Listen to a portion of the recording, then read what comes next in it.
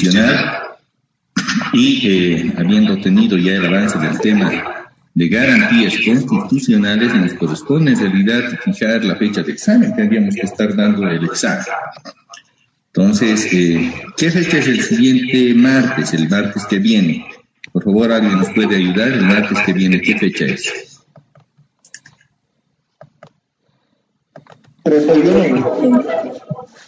31 de agosto. Martes 31 de agosto. Bien, ¿estaríamos a un examen, a una semana del examen? No, daremos 2. ¿Cuál sería el martes de la subsiguiente semana? Martes 7, doctor. Martes 7. Bueno, martes 7 de septiembre, tomen nota, martes 7 de septiembre, primer examen parcial. Martes 7 de septiembre, primer examen parcial. Yo les voy a mandar las diapositivas, faltando 48 horas, porque en realidad es material de apoyo. Ustedes tienen los apuntes, los que han concluido clases tienen sus apuntes. Entonces yo, faltando 48 horas para el martes 7, les voy a remitir las diapositivas. Bien, por favor tomen nota. ¿Alguna pregunta respecto al examen?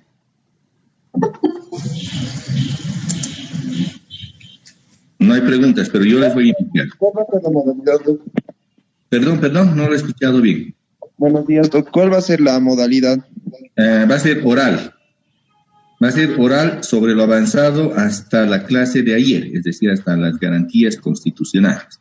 Porque hoy arrancamos con el tema número 8, que es el órgano legislativo, que ya no entra a la primera evaluación. Por favor, tomen nota que lo que avanzamos desde hoy ya no entra a la primera evaluación, solamente es hasta garantías constitucionales. Les ruego tomar nota, por favor. ¿Me entienden? ¿Alguna otra pregunta? Doctor, buenos días. Disculpe una consulta. Bueno, son 2.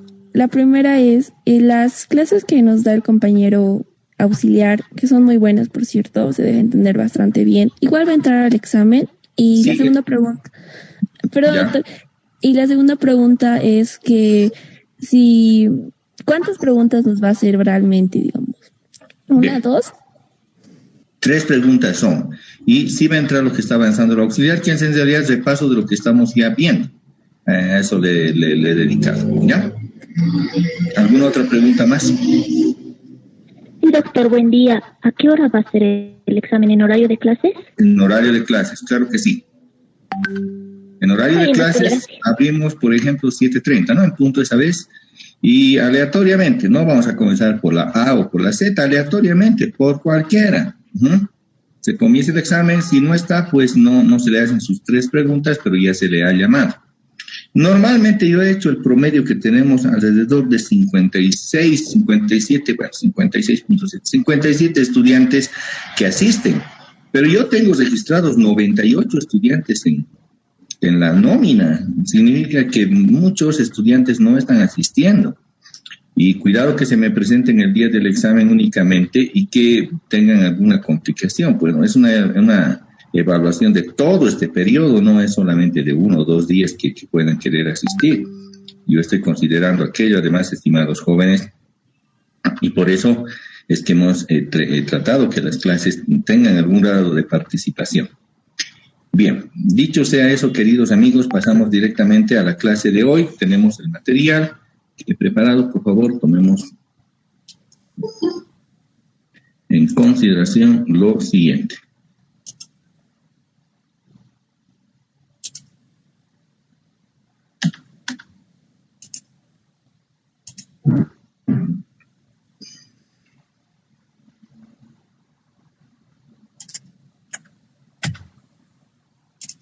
¿Se ve la presentación?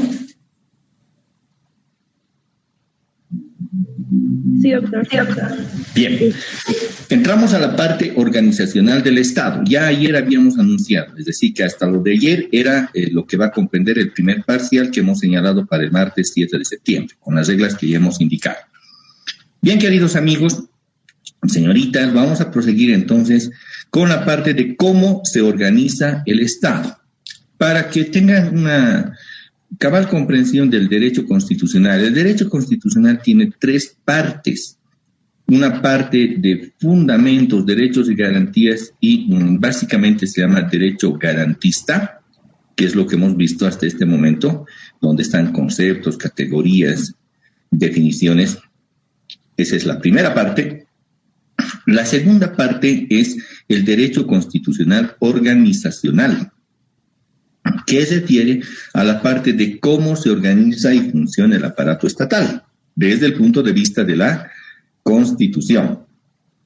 Y entonces tenemos que, en particular de estos casos, existe una estructura del Estado reconocida por la Constitución, establecida por la Constitución, que comprenden, por ejemplo, el órgano legislativo, ejecutivo, judicial, Tribunal Constitucional Plurinacional, órganos de defensa de la sociedad y el Estado, como son la Contraloría General del Estado, el Ministerio Público, la Procuraduría del Estado, la Defensoría del Pueblo, el control social, pero también los mecanismos de defensa y seguridad, como son la policía, las Fuerzas Armadas.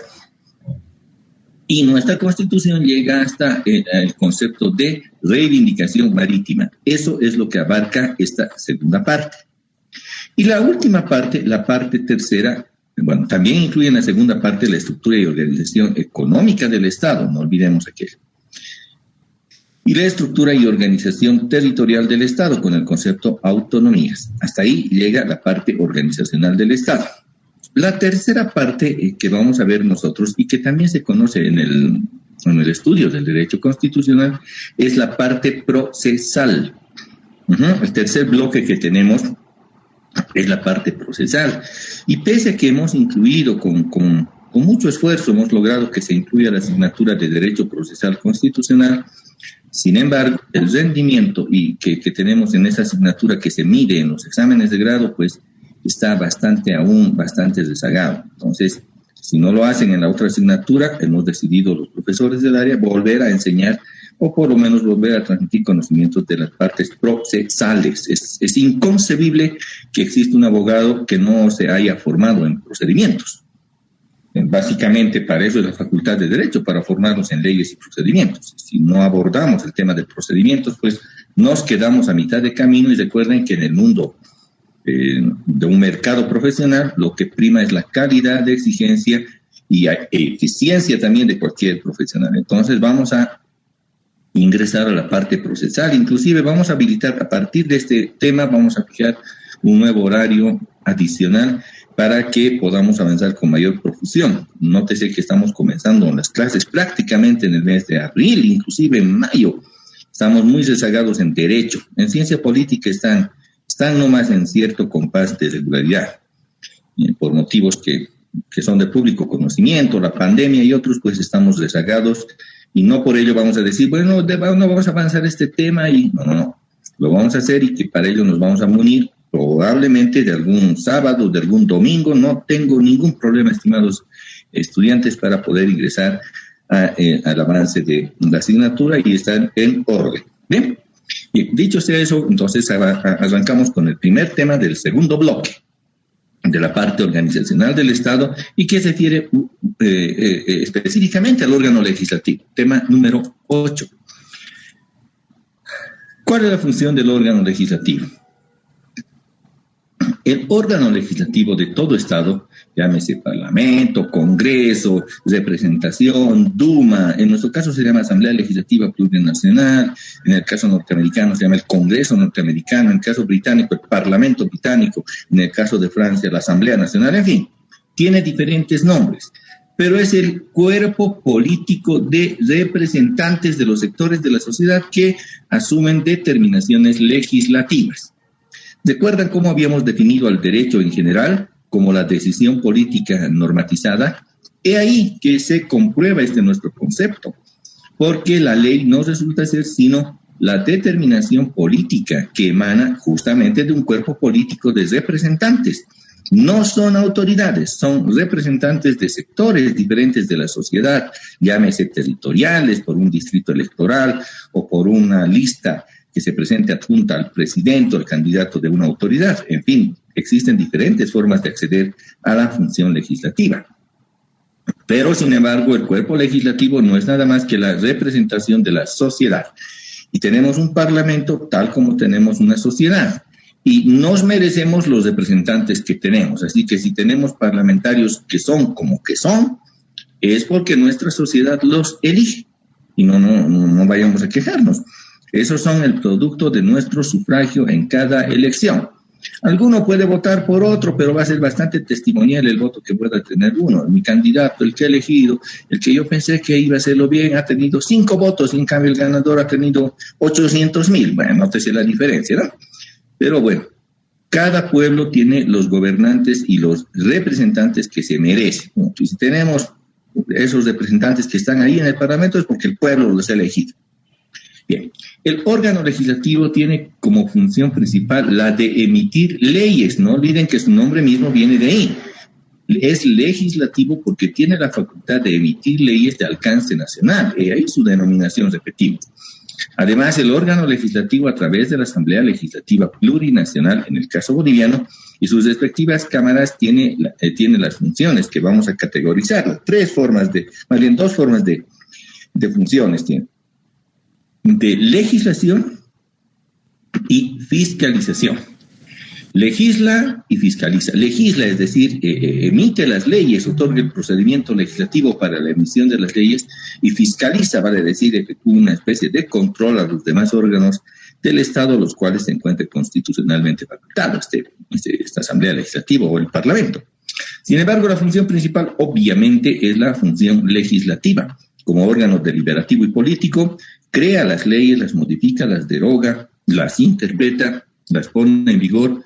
En fin, tiene esas funciones principalmente legislativas, pero también tiene las funciones fiscalizadoras. Se dice también que tiene función de gestión, pero viéndolo bien, el asunto, pues no siendo un nivel ejecutivo, no puede tener la Asamblea Legislativa una función de gestión, ya que no tiene a su cargo la ejecución del presupuesto, de la tramitación de ningún plan, o la ejecución de un plan de desarrollo, llámese a largo plazo, Plan Nacional de Desarrollo Económico Social, a mediano plazo, el PEI, que es el Plan Estratégico Institucional de cada entidad pública, y menos la elaboración de la programación operativa anual que corresponde a las entidades, el POA. Entonces, no tiene la función de gestión, solamente tiene las funciones de legislación y fiscalización.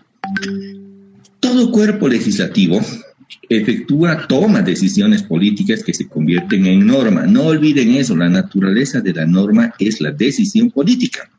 Es así que, por ejemplo, en la definición sobre la independencia de Bolivia se debe a una decisión política asumida por la Asamblea Deliberante, que fue en realidad un cuerpo público de representantes del Alto Perú, del que emergió una norma, la Declaración de Independencia. Esa es una decisión política. Ahí no hay normativa que valga. Si los fiscales hubieran existido en ese momento, seguramente ahí les hubieran estado acusando a los conformantes de la Asamblea Deliberativa, ¿en qué? Golpistas, traidores, no sé. Pero en realidad el cuerpo político toma decisiones políticas. Una de ellas, en el ejemplo, la Declaración de Independencia, que hace posible reconocer la existencia de una república independiente, como es el caso del Alto Perú, hoy denominada Bolivia. La Constitución de 1826 tuvo un poder legislativo que contenía 3 cámaras, además. ¿Por qué contenía 3 cámaras? Porque así se ha decidido políticamente, aunque no hayan funcionado. En la Constitución de 1831, el cuerpo legislativo adoptó el sistema bicameral. En general, la Constitución de 1831, aprobada durante el gobierno del mariscal Andrés Santa Cruz, no es Andrés D., es Andrés Santa Cruz, porque así firmaba sus documentos oficiales, esa es la columna vertebral de la Constitución, inclusive hasta el presente, en cuanto al sistema bicameral. Fue instituido en 1831 durante aquel gobierno y se conocía la existencia, como existen hoy, diputados y senadores, que fuera predominante, aunque hubieron algunos periodos en que hubo una asamblea unicameral, pero normalmente lo que ha predominado en nuestro sistema constitucional legislativo es la existencia de un bicameralismo, 2 cámaras. Eran anticuados los conceptos que se tenían cuando se refería a la existencia y justificación de las cámaras. Se decía, en la Cámara de Senadores se eligen personas de avanzada edad y con paciencia, que reflexiona y toman decisiones mucho más conservadoras. Y al otro lado está el dinamismo de la Cámara de Diputados, donde hay jóvenes y aceleran las determinaciones, y entre ambas se complementan. Pues no es así la naturaleza de la existencia de las cámaras. No, para nada, no tiene nada que ver. Aunque en la denominación diga senadores, pero es una vieja concepción griega o romana, en los senes, pero posteriormente se diferencian las cámaras por su forma de elección y representación y además por sus características constitucionales, que vamos a ver durante el presente tema. Actualmente la República de Bolivia, que existe hoy, tiene a la Asamblea Legislativa Plurinacional que cuenta con 2 cámaras, la de diputados y de senadores, aunque el proyecto de constitución aprobado en la Asamblea de Oruro realmente estaba destinado a la existencia de un sistema unicameral o monocameral. Esa es una variación que se hizo con los acuerdos políticos con los cuales se llevó al referéndum a la constitución actual, porque lo que se aprobó en la Asamblea no fue la existencia de 2 cámaras. Recuérdese que el texto de la Constitución que tenemos en vigencia no emana de la Asamblea Constituyente únicamente, sino que al texto aprobado por la Asamblea Constituyente se le hicieron reformas, modificaciones, complementos y también mutilaciones en los acuerdos políticos realizados entre oficialismo y oposición en jornadas del mes de octubre del 2008. Y es ahí que 3 meses después se lleva al referéndum de enero de 2009. Eso para quienes dicen, nuestra Constitución emergió de la Asamblea Constituyente. Eso es falso. Eso es definitivamente falso, porque lo que se llevó al referéndum fue una Constitución que en realidad deviene de esos acuerdos políticos. Alguien dice, cuando hemos redactado la Constitución, hemos pensado en la lucha que estaba haciendo. No, por favor. Eso que aprobó la Asamblea Constituyente luego fue modificado por los acuerdos políticos, y en eso también tenemos que ser sinceros y serios. ¿Cómo se encuentra organizada y cómo se compone la Asamblea Legislativa Plurinacional? La Asamblea Legislativa Plurinacional, la ALP, se encuentra conformada por 2 cámaras. Habíamos dicho, es un sistema bicameral, una Cámara de Diputados y otra Cámara de Senadores. La Cámara de Diputados se encuentra conformada por 130 diputados, miembros, interactuando diferentes sistemas de representación, sistemas electorales y de circunscripciones. Esto se analizará, adelantamos, en el tema del órgano electoral. Pero lo importante comprender es que tenemos 130 diputados. De ellos vamos a tener diputados uninominales y diputados plurinominales. En los diputados uninominales van a ser algunos electos por circunscripción electoral y algunos por circunscripción especial indígena, originario, campesina. De eso nos vamos a encargar también de expresar ya a detalle durante el avance del órgano electoral, en que vamos a ver a detalle también los sistemas electorales aplicables en Bolivia. Pero eso sí tenemos que tener presente que tenemos 130 diputados. La mitad, en teoría, tendrían que ser uninominales y la mitad tendrían que ser, en teoría, plurinominales. Y en los departamentos donde exista un número impar de diputados, por ejemplo, en La Paz, que tenemos 29 diputados, entonces no puede haber pues la mitad de diputados uninominales y la mitad de plurinominales, porque 29 no es par y no es divisible cómodamente entre 2. Y además, en mi vida nunca he visto a medio diputado andando. Entonces, se preferencia a los diputados uninominales, y ahí tendremos 15 circunscripciones uninominales y 14 circunscripciones, más bien 14 diputados emergentes del sistema plurinominal. No olviden que cuando hay número impar del departamento, se preferencia a los uninominales, porque se preferencia el voto ciudadano directo, aunque los otros también gozan de voto ciudadano, pero el voto de ciudadano directo es al candidato. Los plurinominales, no olviden que también va en nómina con el candidato al presidente de la República. Si tenemos la fórmula del partido café, dentro de la circunscripción, los que vayan en la nómina plurinominal del partido café y que obtengan una votación en el departamento, se podrá consignar sus diputados plurinominales. Esos van en lista del candidato a presidente. Los uninominales van en cada una de las circunscripciones y pelean voto a voto con otras fuerzas políticas que pueden tener también en la mencionada circunscripción. Por mandato del artículo 146, decíamos, la mitad de los miembros de la Constitución, la mitad de los miembros de la Cámara de Diputados corresponderá a los diputados uninominales y los otros a los plurinominales. En caso de número impar, se otorga el diputado impar a los uninominales. También se contarán con diputados especiales que corresponden a las naciones y pueblos indígena, originario, campesinos. Ese IOC, ¿notan? IOC significa indígena, originario, campesino, que son en realidad los grupos indígenas, originarios, campesinos minoritarios. Subrayo la palabra minoritarios. ¿Y por qué no los mayoritarios? Porque los mayoritarios están entrando en circunscripciones en general, y además si son mayoritarios seguramente van a ir en las listas de los plurinominales, en las listas directas de uninominales. Se crearon bajo el sistema de la actual Constitución los indígenas originarios campesinos minoritarios. Esto se llama discriminación positiva, y para no utilizar la palabra discriminación se utiliza también la palabra acción positiva, que quiere decir resguardar a estas minorías, verdaderas minorías, que si no existieran estas circunscripciones especiales, las minorías no llegarían a su representación a la Asamblea Legislativa. Son estos grupos pequeñitos que existen, por ejemplo, esas tribus de Araonas, de Buenayex, en el caso de Tarija, por ejemplo, los Toromonas que están al norte del departamento de La Paz, colindando con Pando, en fin. Pero se opta un diputado por cada departamento que corresponda a la circunscripción uninominal donde existan minorías de poblaciones indígenas, originarias y campesinas. Entonces, un tanto raro es interpretar aquello, pero resulta sencillo cuando indicamos que los departamentos que tienen predominancia quechua son los departamentos de Potosí y Chuquisaca. Ahí no tienen minorías, son quechuas. Entonces, estos departamentos no tienen diputados indígenas, originarios, campesinos en circunscripciones especiales, porque pueden ser electos por el voto directo, no tienen ningún problema, no hay que proteger minorías. En los demás departamentos, en los demás 7 departamentos, sí existen naciones y pueblos indígenas, originarios, campesinos minoritarios.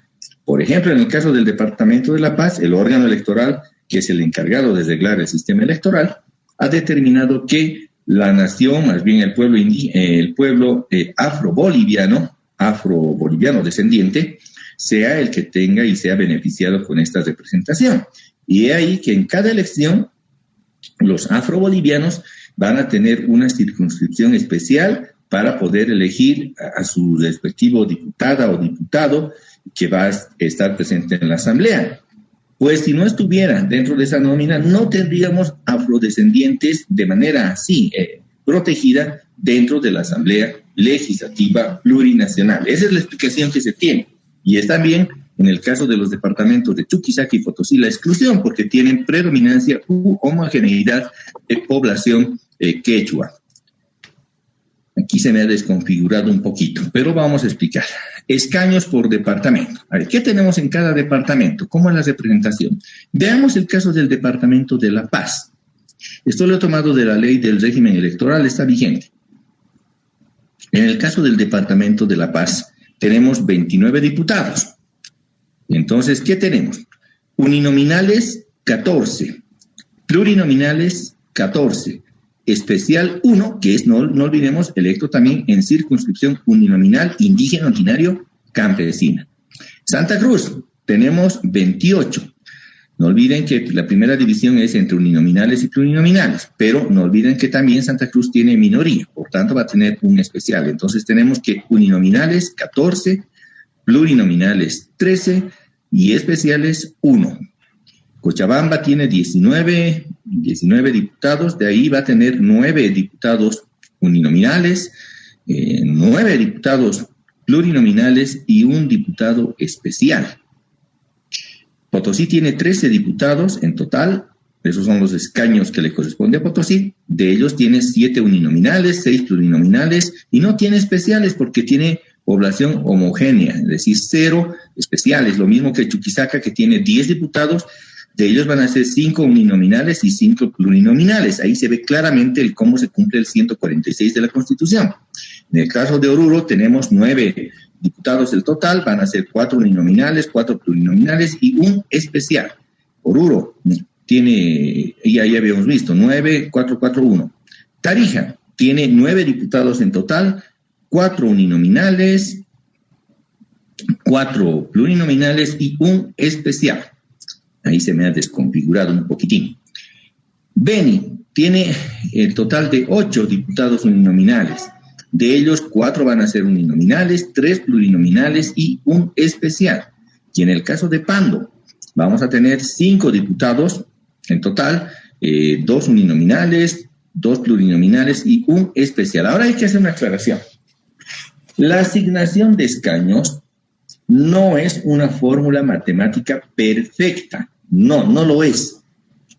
Porque la Constitución prevé, si bien prevé que la asignación de escaños de diputados va a ser en el marco de la población que tengan, y por eso es muy importante los censos nacional de población y vivienda, pero también indica que se tienen que otorgar a los departamentos con menor población ciertas características de equilibrio.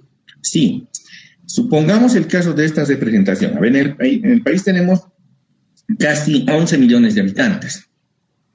De ellos tenemos 2.800.000 en La Paz y similar cantidad en Santa Cruz, tal vez un poquito más.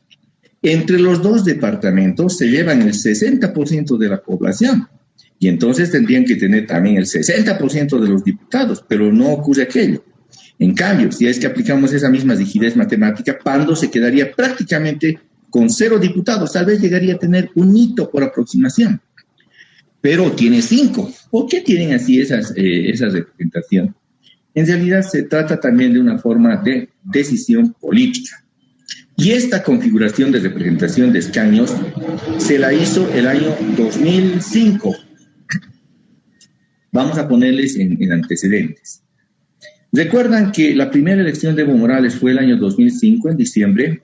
En realidad fue el 18 de diciembre del 2005. El presidente Eduardo Rodríguez Belcé fue quien convocó a esa elección, pero desde el bloque de Oriente se interpuso una acción de inconstitucionalidad queriendo perjudicar, la verdad que querían perjudicar el acto electoral, queriendo bloquear el acto electoral bajo el siguiente concepto que está en la Constitución, que las elecciones deben realizarse con nueva asignación de escaños. Recuérdese que el año 2001 se realizó un censo nacional de población y vivienda y para entonces, sin embargo, el año 2005 La Paz tenía 31 diputados, Santa Cruz tenía 25 diputados, Cochabamba tenía 18 diputados. Era una fórmula distinta porque no se había adecuado la norma electoral, esto estaba en la ley electoral, no se había adecuado al mandato que establece la Constitución y al Censo Nacional de Población y Vivienda. Entonces, Santa Cruz, para bloquear esa elección, en el mes de septiembre se conoció un fallo del Tribunal Constitucional que decía y ordenaba la paralización de las elecciones en tanto no se adecue la representación de escaños. El fallo se lo conoció aproximadamente el 21 o 22 de septiembre y justo les llegó para la época de celebración del 24 de septiembre, que es la fecha cívica del departamento de Santa Cruz. Surgió un nuevo problema porque Santa Cruz decía, según sus cálculos, que le correspondía 4 diputados más. 4 muertes era la consigna. Y cuando voy a Santa Cruz, de vez en cuando, al frente del aeropuerto hay saliendo del puente que han hecho ese que va a Warnes, ahí está, todavía están pintados, dice 4 muertes, y en diferentes sectorcitos de la ciudad de Santa Cruz todavía están pintados 4 muertes. ¿Qué significa 4 muertes? Significaba que querían tener 4 diputados más, según ellos les correspondía. Y en ese momento, a sabiendas que los demás departamentos no querían perder escaños, porque en realidad había una sobrerepresentación, y en mi entender hasta ahora existe una sobrerepresentación de algunos departamentos occidentales. Potosí está sobrerepresentado, ni qué decir Oruro, está sobrerepresentado, porque han reducido su población. La Paz ha mantenido y ha incrementado su población, pero no la ha incrementado de manera exponencial, sino meramente aritmética, pero sí ha incrementado, no ha reducido su población. Lo que hay que es reducir un tanto su crecimiento, pero ha crecido La Paz. Pero Potosí, Oruro y Chuquisaca realmente han reducido su población. ¿Y dónde se ha ido esa población? Colla, ¿dónde ha migrado? Hacia Santa Cruz. Eso también es la verdad, queridos amigos. Entonces, existe migración a Santa Cruz y claro, en el Censo Nacional de Población y Vivienda, Santa Cruz resulta creciendo. Internamente, a ver, en La Paz vamos a hacer un ejercicio. La ciudad del Alto es una ciudad interesante para el dato estadístico, porque si bien aparece con gran cantidad, si hoy día vamos y hacemos un censo en el Alto sin gobernador, va a tener gran población. Pero cuando se celebran los censos nacionales de población y vivienda, se ha estimado que entre el 25 y el 30% de la población del Alto migra. ¿Y dónde migra? ¿Dónde se va? A sus provincias. Por tanto, en el Censo Nacional de Población y Vivienda, la ciudad del Alto resulta que pierde población porque gran parte de su población, estimado entre un 25%, pues va a sus provincias para ser censados, porque si no van a sus provincias, en los municipios de sus provincias también les sancionan. Entonces tienen algunos dilemas los del Alto, es una población flotante, se llama. El Alto tiene una población flotante. Ellos comercian con La Paz, son residentes de provincias. Interesante. Bueno, esas características se resuelven con los censos nacionales de población y de vivienda. Por eso la señora Eva Copa dice, no, tenemos la ciudad más creciente, pero en el momento del censo, ¿qué pasa? Reduce aquello. ¿Y por qué? Porque tienen una población flotante. Y en el caso de Occidente, los departamentos de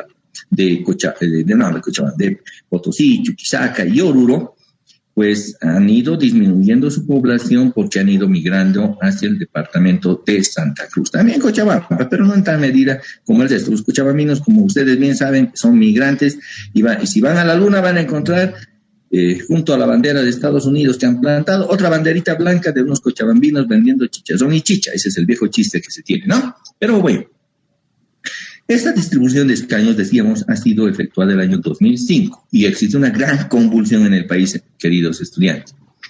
A raíz de que se querían paralizar las elecciones, el país ha convulsionado, pues, y había que encontrarles soluciones. Los formalistas, ¿no? Los simpáticos, los bonitos, los que piensan que todo se puede resolver con teorías e interpretaciones, hicieron un grupo conformado por la Corte Electoral, los asesores del Parlamento, catedráticos, así le llamaban a los docentes universitarios, y de manera excluyente, porque son así actúan, hicieron sus grandes sesiones y no lograron encontrar la fórmula matemática de distribución. Y el país ya se estaba convulsionando, Santa Cruz ya estaba alzada, La Paz en respuesta también, y ni qué decir los otros departamentos. ¿Cómo se puede permitir que el país se ensangrente cuando podemos encontrar soluciones? Corría, después del fallo, unas 2 semanas, el 4 de octubre de ese año, cuando comenzaba aún a convulsionarse el país, y he decidido redactar un proyecto de reasignación de escaños. Así se llamaba. Ustedes dirán, ¿cuánto tiene que tener un proyecto de reasignación de escaños? Seguramente un marco teórico gigante de 500 páginas y después un fundamento de otras 500 páginas para hacerlo bien convincente. No, era una sola hojita, es esta tabla. Le dije, señor presidente Rodríguez, don Eduardo, le mando mi proyecto y va a ser la siguiente la asignación, en mi criterio y porque es decisión política. Los departamentos que han perdido población, Potosí tendría que haber perdido 2 o 3 diputados. Simplemente se les redujo un diputado. Tenía 14, se les redujo a 13. Oruro, que tendría que haber perdido otros 2 diputados, que para Oruro es significativo porque tenía 10 diputados. Perdió 1, y es que había que perder, eso es lo legítimo, tenían que perder. No se podía decir que mantengan constante su número de diputados. Pero hasta ahí tenemos solamente 2 diputados, como notarán. Uno que les reducimos a Potosí y otro que les reducimos a Oruro. Pero Santa Cruz quería 4 o muerte. ¿De dónde sacamos los demás? Bueno, les reducimos a La Paz 2. Soy paceño, pero necesitábamos paz social. Aquí es cuestión de paz social y punto. Aunque La Paz haya crecido en población, necesitábamos paz social y La Paz, sin mucho problema, podría perder 2 diputados y los perdió. Perdió La Paz 2 diputados. Tenía 31, redujo a 29. Ahí tenemos 4 diputados positivos. Santa Cruz pedía 4 o muerte, pero la regla política te indica que no puedes dar todo lo que te piden. La prudencia también. Santa Cruz tenía 25 diputados y se le asignaron 3 diputados más. Con eso Santa Cruz alcanzó 28 diputados que los tiene hasta el presente. Pero hasta ahí, a ver, he logrado 4 diputados, les he quitado los departamentos y le estoy asignando 3 diputados a Santa Cruz. Hay un diputado más, ¿y a quién le voy a dar un diputado? Toda vez que la ley es decisión política y tenemos una tercera bancada importante, aunque Cochabamba mantuvo su población constante, se le incrementó un diputado más. Tenía 18 y se le incrementó a 19 para que conjuntamente su fuerza se haga mayoría en el Parlamento. Esa fue la idea. Como ven, todo es una decisión política. Se la propuse al Parlamento, al presidente de senadores y diputados, se la propuse al presidente de la República, don Eduardo Rodríguez Belcé, y sinceramente he visto cómo ese mes de octubre de 2005 han existido las más grandes payasadas en cuanto a los supuestos constitucionalistas, desde el hecho de aumentar a 5 diputados por departamento, pese a que la Constitución indica 130 nomás, desde esa perspectiva, a pretender una fórmula matemática que pretendía el presunto constitucionalista que decía, catedrático de la universidad, vamos a encontrar la mejor fórmula de solución, decía ahí el asesor de Evo Morales, convertido luego en un actor político, ministro de Justicia, procurador que fue en su momento. Decía, están equivocándose, ¿de dónde van a encontrar una fórmula matemática? Fíjense, pues, Pando no tendría que tener con fórmula matemática ninguna representación. Pero bueno, ellos encasillados en lo mejor, los mejores asesores, los mejores eventos, en viajar al exterior, en fin. El proyecto humilde, este proyecto que les emití al presidente Rodríguez, se lo aprobó. Y tenemos vigente esta distribución de escaños desde el 1 de noviembre de 2005. En esa fecha, el ministro de Comunicaciones de Rodríguez Belcé me llamó a eso de las 2 de la tarde. Ese día se trabaja a mediodía, no olviden que es feriado, desde mediodía, es Todos Santos. Y yo estaba en casita y me llama el ministro, me dice, oiga, señor Chávez, usted ha propuesto esto, véngase al Palacio, va a ser el acto a las 7 de la noche. No, difícil que me lleven a mí al Palacio de Gobierno a cualquier hora porque era feriado y difícilmente me sacan de mi caso, de mi celebración. Les he agradecido mucho y le he dicho que no voy a poder concurrir. Y efectivamente a las 7 de la noche de ese 1 de noviembre, el presidente dio a conocer la asignación de escaños que se la tiene ahora, que se la he propuesto. Además la ha aprobado con decreto supremo. Tendría que haber sido por ley. Y dijo el presidente, yo lo hago con decreto supremo para evitar cualquier forma de enfrentamiento del país y se las remito para aprobación a la Asamblea, más bien al Congreso Nacional. Y el Congreso Nacional días después la aprobó mediante ley también. ¿Qué les parece? Cuando uno busca la paz, no se tiene que hacer lío en que un proyecto tiene que venir siempre con un gran estudio, con toda la alaraca que quieren hacer. No. Si hay voluntad y decisión de pacificar, se lo hace de la manera más sencilla y honesta, porque de esto no hemos cobrado un solo centavo. ¿Por qué voy a cobrar centavos si se trata de pacificar a Bolivia? Y son estudios que son muy importantes para lograr lo que el presidente Rodríguez dijo eso. Posteriormente, con cargo honorem, también me nombró miembro del Consejo Nacional Preconstituyente en compensación por esto, pero un cargo ad honorem, es un cargo honorífico, no se pagaron honorarios, mucho menos, pero esa fue la forma, la lógica de asignación de los escaños departamentales que se los tiene vigentes hasta la actualidad. Estamos hablando de hace muchos años, entonces notarán que yo estoy metido en el tema constitucional también bastantes años, estimados jóvenes. Por tanto, se tienen de esta distribución 63 diputados uninominales, 60 diputados plurinominales y 7 diputados especiales. Sumados todos ellos hacen 130. Nótese, 63 diputados uninominales, 60 diputados plurinominales y 7 diputados especiales. 63, 123, 130 diputados la sumatoria. Los diputados uninominales se eligen uno en cada circunscripción. Ustedes saben y pertenecen a alguna circunscripción, supongo que viven en la ciudad de La Paz o en algunos casos de la ciudad del Alto y tienen demarcada una circunscripción. Yo sé que mi circunscripción, donde vivo, llega hasta la avenida Buch y de la avenida Buch adelante no sé qué circunscripción será, pero yo pertenezco a la circunscripción C y por detrás llego, me parece, hasta el límite de Irpavi, hasta Villa Fátima. Hay demarcaciones geográficas que las establece el órgano electoral. Las diputaciones plurinominales se eligen en la lista por departamento que se obtengan los votos del candidato a presidente. Eso habíamos mencionado. Van colgados de la cola del presidente. Los diputados especiales se eligen en las circunscripciones indígena, originario, campesinas. El órgano electoral se encarga de la distribución de los escaños de acuerdo a los datos del último Censo Nacional de Población y de Vivienda. Algo que se ha omitido en la última elección, porque la población boliviana ha variado, estimados jóvenes. En el último Censo Nacional de Población y Vivienda, perdón, no en la última elección, sino en el último Censo Nacional de Población y Vivienda, celebrado el año 2012, ha variado la población boliviana, no solamente por departamento y por municipio, sino que ha variado también en su composición de identificación de pueblo indígena, originario, campesino. Así, de manera entusiasta, en el Censo Nacional de Población y Vivienda del año 2001, el 68% de la población boliviana se autoidentificó como perteneciente a alguna nación o pueblo indígena, originario, campesino. Porque pensaban que era una pregunta inocente. Decían, sí, yo me identifico con los quechuas, yo me identifico con los aymaras, yo me identifico con los guaraníes. Porque se pensaba que no iba a causar mayor efecto. Pero una vez conocidos los resultados, estos grupos radicales y sus representaciones dijeron, somos la mayoría poblacional de Bolivia y por tanto tiene que haber una constitución con corte indígena, originario y campesino. Ese fue el motivo, queridos jóvenes, del por qué tenemos estas distorsiones. Porque el año 2012, ante la misma pregunta que se le hizo, ¿usted a qué pueblo, nación y pueblo indígena, originario y campesino pertenece?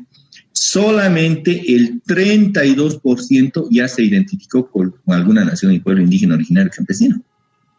Pero pese a esa variación de composición social, el Tribunal Electoral no cumplió con su deber de reducir, en este caso, las diputaciones especiales y reclasificar las diputaciones uninominales. De hecho, en el Departamento de La Paz, sin ir lejos, tenemos una sobrerepresentación del área rural. Sí, tenemos una sobrerepresentación del área rural. Miren, La Paz como ciudad tiene 4 diputados uninominales.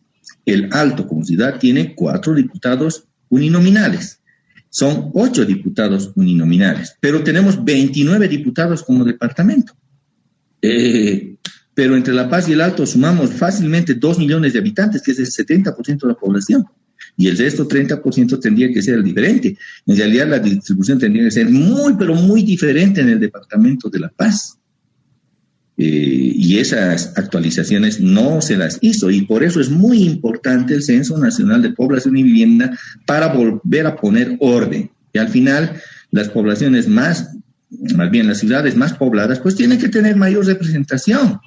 Se representa a personas, no se representa a territorio. Ese es un error que se tiene porque existe sobrerepresentación del área rural, y no solamente eso sucede con La Paz, sino con el resto de los departamentos. Los estudios politológicos que existen, no olviden, yo también soy formado en el área política, de ciencia política, y nos adentramos específicamente en estos casos de sobrerepresentación e infrarrepresentación.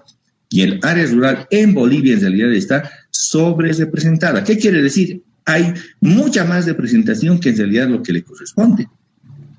Si volvemos al dato del Censo Nacional de Población y Vivienda, el 68% de la población de Bolivia es urbana, y me parece que ha crecido, y eso vamos a comprobar en el siguiente Censo Nacional. Entonces, el 68% de los diputados deberían corresponder al área urbana. Hagamos una multiplicación. Si alguien me ayuda con la calculadora, por favor, multiplique. 130 por 0.68. ¿Alguien me puede ayudar con calculadora, por favor? 130 por 0.68, que yo ya he convertido los porcentajes en ese número. 68% significa. 130 por 0,68. ¿Cuál es el resultado? Por favor, ¿alguien me puede decir? 88.4. 88, entonces 88, no es mayor a 5. 88 de los 130 diputados deberían ser del área urbana, pero en la actualidad no llegan a los 50 diputados los del área urbana. ¿Y qué sucede? Los del área rural están sobrerepresentados en la asamblea. Por eso es que aparentemente Bolivia figura como un pueblo predominantemente indígena, originario, campesino, y no lo es así. Eso es lo que se tiene que ajustar a través de un nuevo Censo Nacional de Población y Viviendas, y eso se refleja en la representación que se tiene en la Cámara de Diputados. ¿Y por qué? Porque así manda la Constitución, nada más porque así manda la Constitución.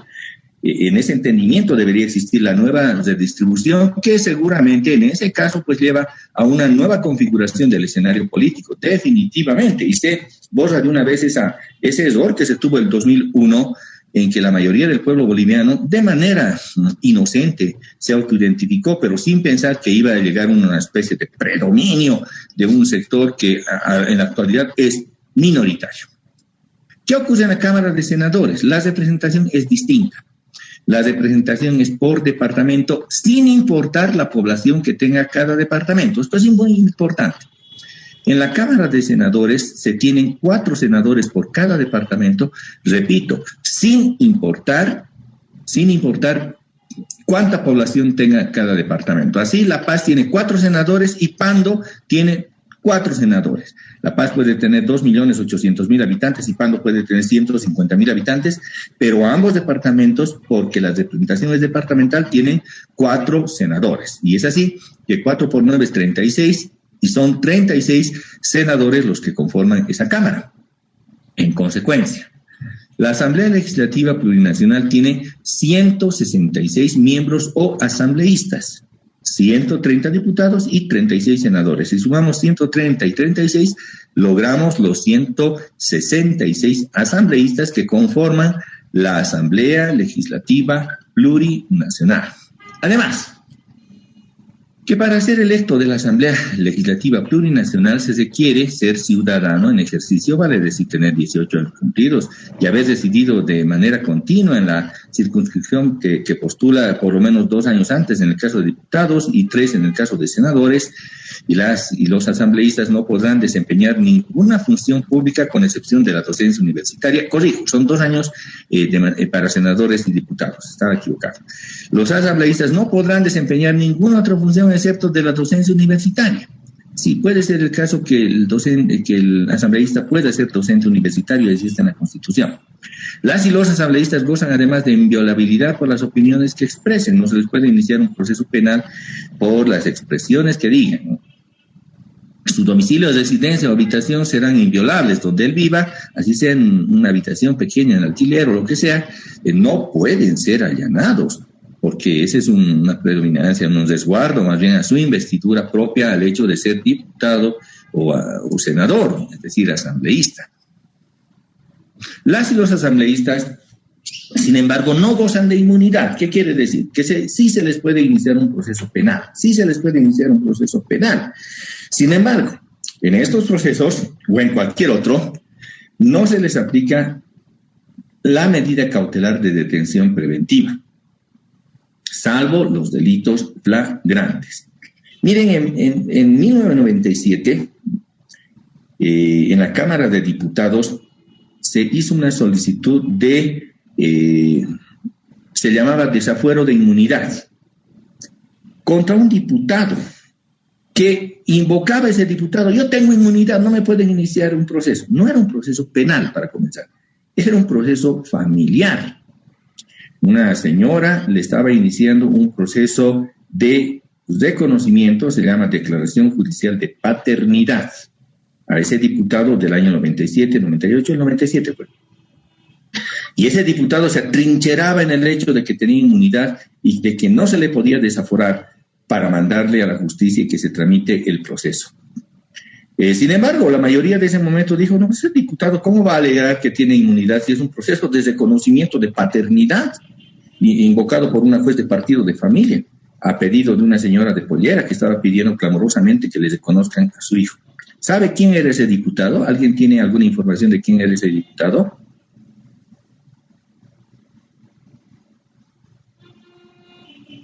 Jóvenes.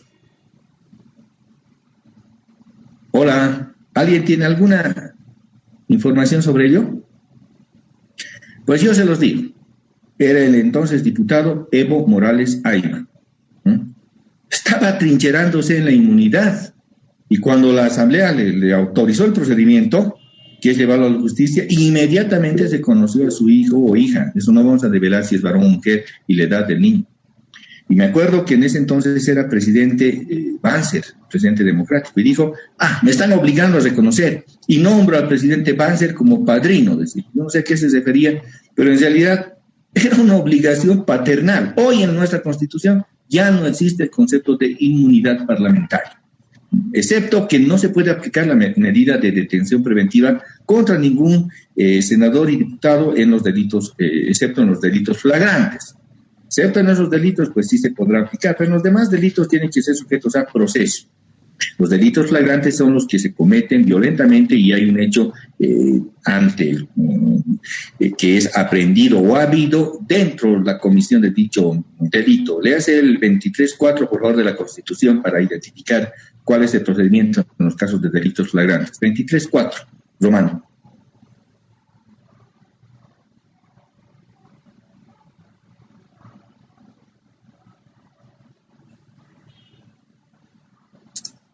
Hola.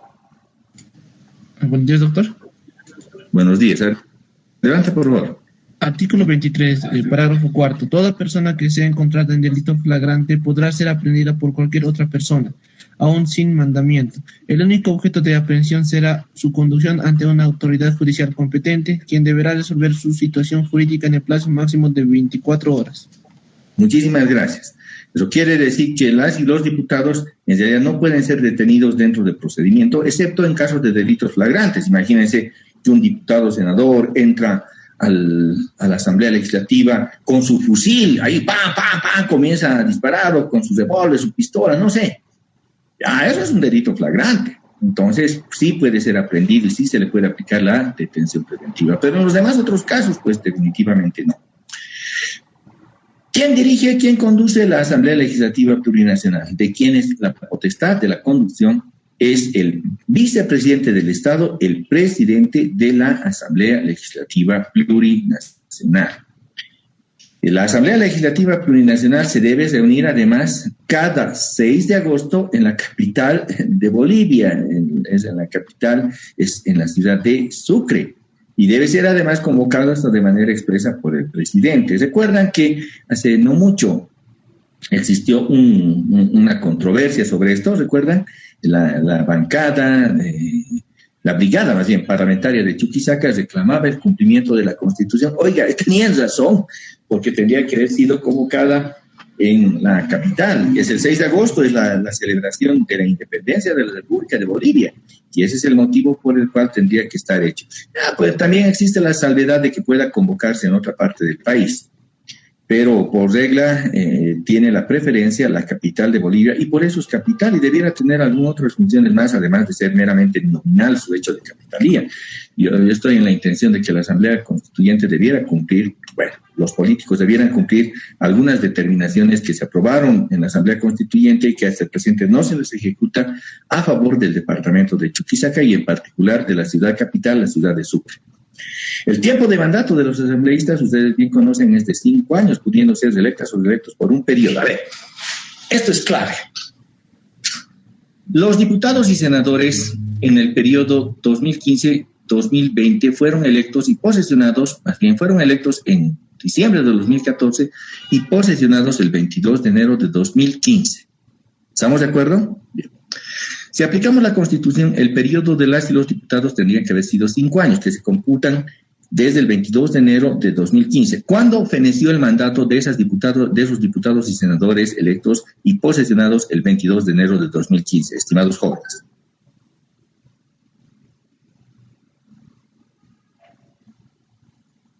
¿Están en clases? El 22 de enero de 2020, doctor.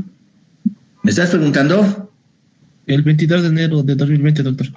El 22 de enero de 2020, con certeza y en el marco de la Constitución. Pero, oiga, yo los he visto sesionando, Aleva Copa estaba conduciendo y oponiéndose a las leyes, por ejemplo, esa ley de aprobación del crédito del FMI de 327 millones, que hoy día los están aceptando, que hay que ser muy cara dura para antes haber negado, pero se oponía al crédito y decía, no, vamos a aprobar.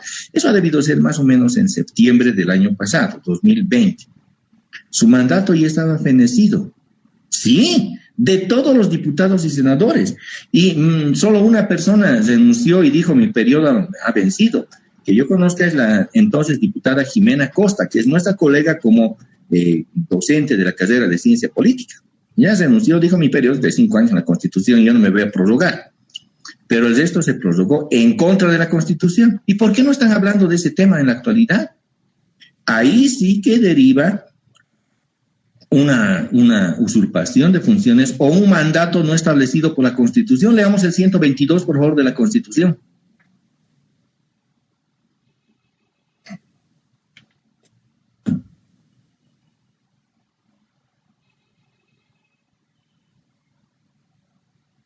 ...122, les ruego.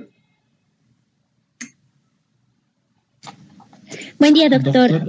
Artículo 122. Son nulos los actos de las personas que usurpen funciones que no les competen, así como los actos de las que ejercen jurisdicción o potestad que no emane de la ley.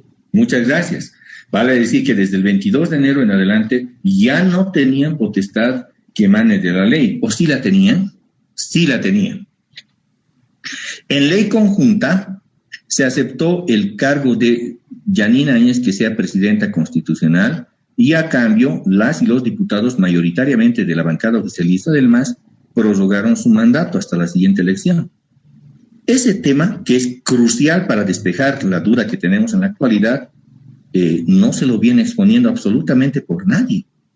Nadie les cuestiona este tema, pero yo les paso la información porque así es, el mandato es 5 años y no hay explicación constitucional alguna de que hayan prorrogado su mandato hasta octubre, hasta noviembre, hasta fecha del año pasado, 2020, excepto que existe una ley. Y recordemos el principio de presunción de constitucionalidad. ¿Qué nos dice?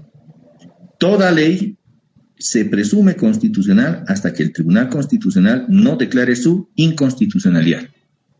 Y en consecuencia, esa ley que reconoce que Yanina Áñez es presidenta constitucional y que prorroga el mandato de las diputados y senadores mayoritariamente del MAS, no ha sido declarada inconstitucional en el Tribunal Constitucional. Esa es la respuesta que desde el punto frío de la normativa tenemos ante cualquier duda que pueda existir en ese concepto, estimados jóvenes. Vamos al siguiente concepto. Atribuciones de la Asamblea Legislativa Plurinacional, pero para ello sí que se van a tener que preparar, estimados jóvenes. Van a tener, por favor, que leer el artículo 158 de la Constitución Política del Estado. Tomo nota, 158 de la Constitución Política del Estado. Son extensos y por eso no quisiera entrar a yo solamente exponer, porque parece que algunos, muy poquitos, están atentos a la clase. Y la siguiente voy a ser bastante exigente en la participación de todos ustedes, estimados jóvenes. No es cuestión de enlazarse y que cuando yo lance una pregunta de manera esforzada, 1, 2, cuando más 3 estudiantes otorguen su participación, de lo cual resalto además. Pero y el resto, tengo bastantes enlazados, estimados jóvenes.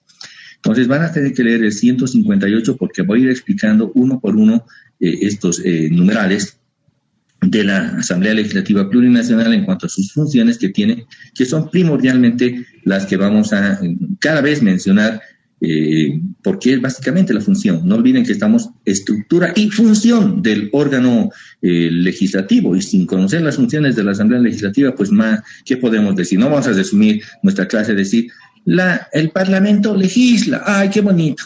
Y además fiscaliza, ¡ay, qué facilito! No, vamos a tener precisión en las determinaciones y actuaciones que señalan el 158 en cuanto a las atribuciones de la Asamblea Legislativa Plurinacional. Volviendo al tema que habíamos comenzado esta mañana, hay otros estudiantes que han llegado tarde. Yo les voy a pedir, por favor, que siempre estén en el momento. Vamos a rendir el examen, el primer examen parcial, el día martes 7 de septiembre de 2021, a horas 7:30 va a ser oral. Son 3 preguntas que se les va a formular, aleatoriamente a cualquiera se le va a llamar, para que pueda estar presente en las preguntas que se les desarrolle. El material yo se los voy a remitir, las diapositivas, faltando 48 horas para el 7 de septiembre, porque entiendo que ustedes han ido tomando apuntes y que de manera responsable han seguido las clases. Va a ser una evaluación que además se va a registrar. Ya hemos comenzado. La evaluación va a comprender únicamente el tema anterior, no incluye el órgano legislativo y los demás que podamos avanzar, no incluye, porque esto es ya parte del segundo bloque.